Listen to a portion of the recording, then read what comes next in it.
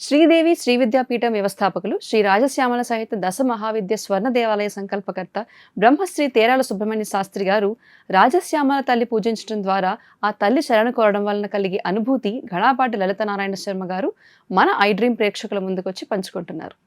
శ్రీ గురుభ్యో నమః. ఈరోజు చాలా సుషాచమే సుదినంచమే అని వేదంలో ఒక మాట వస్తుందండి. ఆ విధంగా మేము అమ్మవారి ఆరాధకులుగా ఈరోజు అమ్మవారిని దర్శించుకోవడం అనేటువంటిది మా అందరికీ కూడా చాలా ఆనందదాయకమైనటువంటి విషయం అని చెప్తాము. అంతేకాకుండా ఈ అమ్మవారిని నమ్ముకున్న వారికి ఎప్పుడూ కూడా ఎవరిని కూడా ఆవిడ విడిచిపెట్టదు. ఎట్లాగైతే మన తల్లి చంటి బిడ్డల్ని ఏ విధంగా అయితే ఆవిడ కాపాడుతూ ఉంటుందో ఆ విధంగా ఈవిడ కాపాడుతూ ఉంటుందట. ఎలా కాపాడుతుందయ్యా అంటే వామాశ్రితానాం నవిపన్నరాణం వామాశ్రితా ఆశ్రయతాం ప్రయాంతి అని చెప్పేసి మనకి ఒకచోట అమ్మవారి స్తోత్రాల్లో వస్తుంది.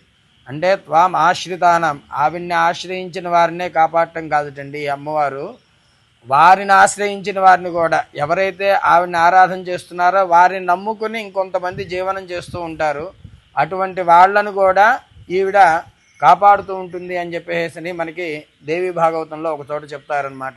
ఆ విధంగా అంతేకాకుండా ఈవిడ యొక్క విశిష్టమైనటువంటి పని ఏమిటయ్యా అంటే శరణాగత దీనార్థ పరిత్రాణ పరాయణే సర్వస్య ఆర్తి హరే దేవి నారాయణి నమోస్తుతే అని చెప్పేసి ఎవరైతే ఆవిడ్ని విడిచిపెట్టకుండా ఆవిడ పాదాలు పట్టుకొని ఎప్పుడైతే ఆవిడ్ని విడిచిపెట్టకుండా ఉంటామో అటువంటిది ఆ అమ్మవారు మనని విడిచిపెట్టకుండా మన వెన్నంటే ఉంటూ మనల్ని ఎప్పుడూ కూడా కాపాడుతూ ఉంటుంది అని చెప్పేసి మనం చెప్పుకోవచ్చు.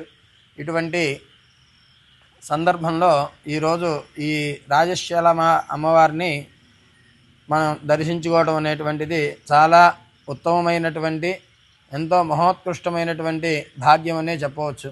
అంతేకాకుండా అమ్మవారిని మామూలుగా మనం ఏ గుళ్ళో చూసినా మీనాక్షి అమ్మవారు కానివ్వండి లేదా ఇంకో కామాక్షి అమ్మవారు చూసుకున్నా కూడా చాలా తక్కువ దీంట్లోనే ఉంటారు. అంటే విగ్రహంలో ఎత్తులు మనం చూడకూడదు, కానీ చాలా తక్కువగా మనం దగ్గరికి వెళ్ళి దర్శించుకోవడం అనేటువంటిది చాలా అరుదుగా జరుగుతూ ఉంటుంది. లోపలికి వెళ్ళి పూర్తిగా మనం అమ్మవారిని అక్కడ దర్శించుకోలేం.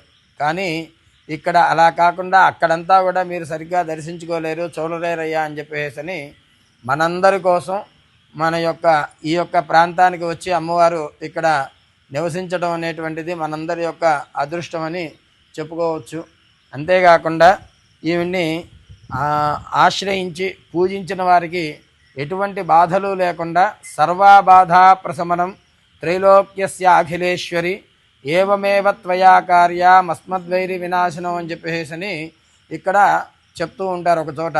అంటే ఎన్ని బాధలు ఉన్నప్పటికీ కూడా ప్రశమనం అంటే అక్కడ విశేషం ఏంటంటే శమనము అనగా మనకి అమ్మవారు ఎట్లాగైతే మనం ఏదైనా ఒక ధునిలో ఒక పదార్థం వేస్తాం, అగ్నిహోత్రంలో ఒక పత్తి వేస్తాం లేదా ఒక పుల్ల వేస్తాం, అది ఏ విధంగా అయితే మనకి మళ్ళీ కనిపించకుండా ఇదైపోతుందో ఆ విధంగా ఈ అమ్మవారు మన యొక్క బాధలన్నిటినీ కూడా తీర్చేసేస్తూ ఉంటుంది.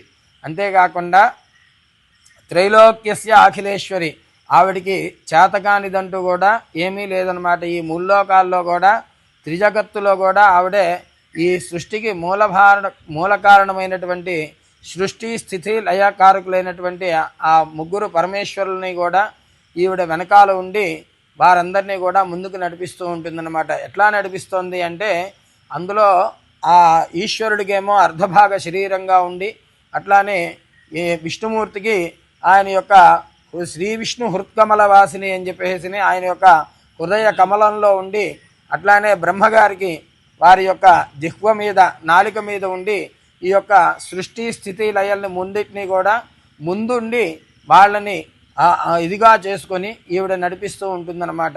అటువంటి ఆవిడ అక్కడ చెప్తూ ఉంటారు ఏమిటయ్యా అంటే అస్మద్ వైరి వినాశనం. ఇక్కడ వైరి అంటే ఈ ఇహలోకంలో మనం చూసేటువంటి ఈ పక్కింటి వాడో ఎరుగింటి వాడో లేదా మనకేదో చెడుపు చేయాలనుకున్నవాడో కాదు. మన శరీరంలో ఉన్నటువంటి కనిపించినటువంటి అరిషడ్ వర్గాలు 6 ఉంటాయి. ఏమిటయ్యా అంటే కామము, క్రోధము, లోభము, మోహము, మదము, మాత్సర్యము. వాటి గురించి మనం ప్రత్యేకించి చెప్పుకోవక్కర్లేదు. అది ప్రతి మానవుడికి కూడా, మానవుడే పుట్టిన ప్రతి ఒక్కరికి కూడా చాలా సహజంగా ఉండేటువంటిదే. ఒక మానవుడనే కాదు, ఏ జీవికైనా సరే దీంట్లో ఉండేటువంటి, ఈ భూమి మీద ఉండేటువంటి ప్రతి జీవికి కూడా అవి ఉంటాయన్నమాట. అయితే కొన్ని వ్యక్తపరుస్తాయి, కొన్ని వ్యక్తపరచలేమన్నమాట వాటిని. అందువల్ల ఆ యొక్క వాటన్నిటినీ కూడా, ఆ అరిషడ్వర్గాలన్నింటినీ కూడా ఈ అమ్మవారు మన దగ్గర నుంచి దూరం చేసేసి, ఏడోదైనటువంటి ఈ 6 పోతే సప్తమం షడ్భిర్మనుష్యానాం సప్తమం దైవచింతనం అంటాడు ఒక చోట.